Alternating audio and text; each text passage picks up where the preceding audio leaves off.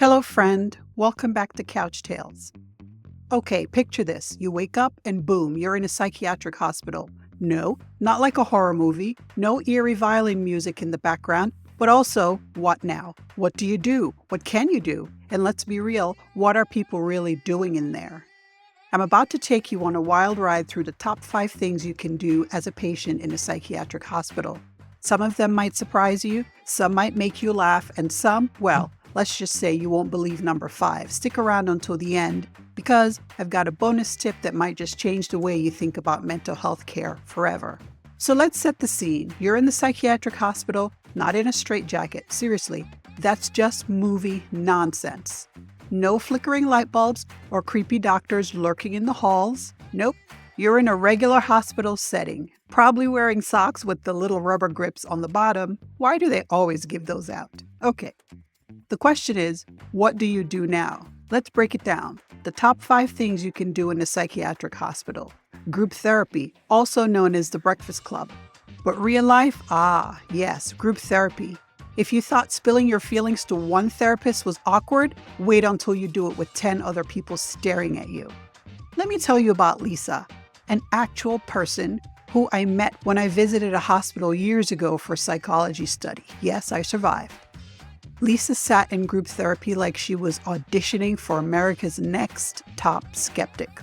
Arms crossed, silent, until someone mentioned having a panic attack at the grocery store. Suddenly, Lisa was in. "Oh my God, same," she blurted out, launching into a story about how she once abandoned a cart full of groceries after freaking out over which brand of peanut butter to buy. And just like that, the ice was broken. Why it matters. You realize you're not alone. Other people get it. Sometimes hearing your struggles coming from someone else's mouth makes it easy to handle. And let's be real.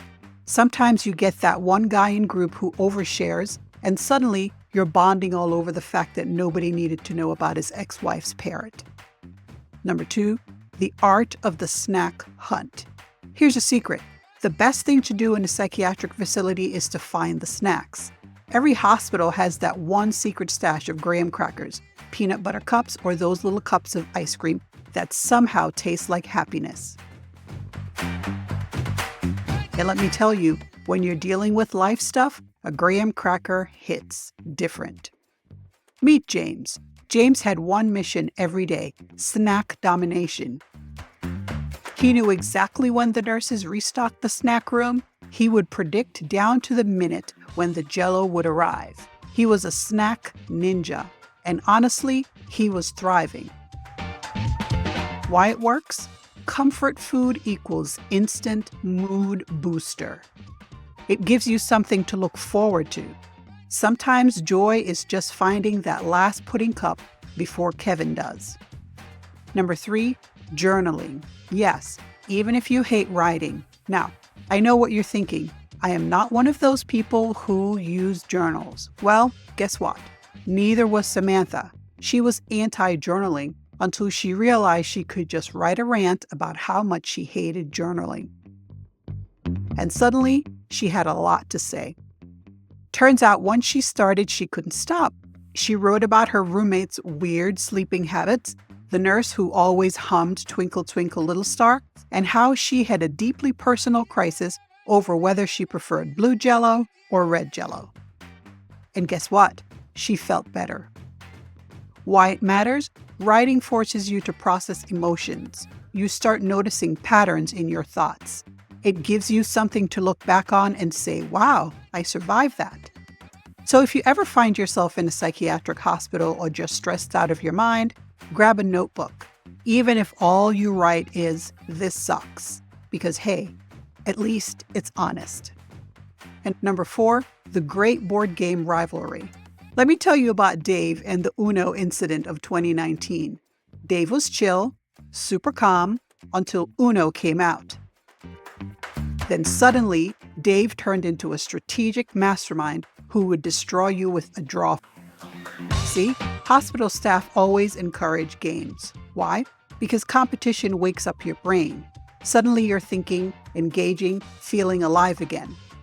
Why it matters? Well, It helps with boredom, which is very real in hospitals. It connects you with people in a low-pressure way, and it gives you something to do besides staring at the wall contemplating existence. Dave may have ruined friendships over Uno, but he also started talking to people, and that's kind of the whole point.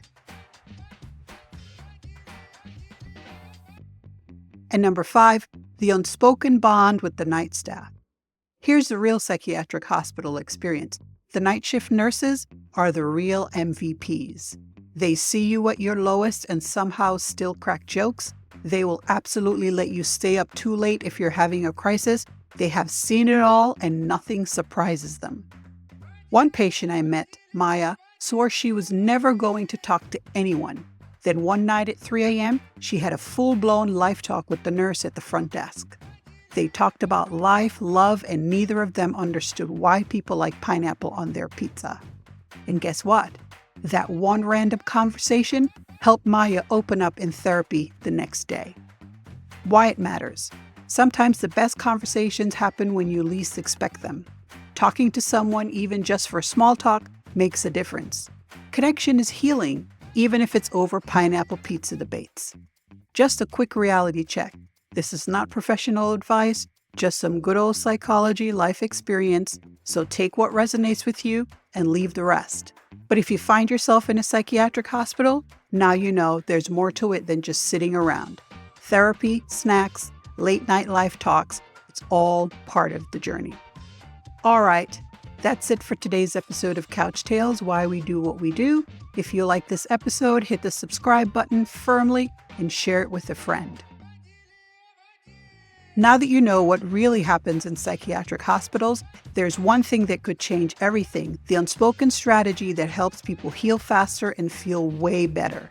It's something almost no one talks about, but in the next episode, I'm breaking it down step by step.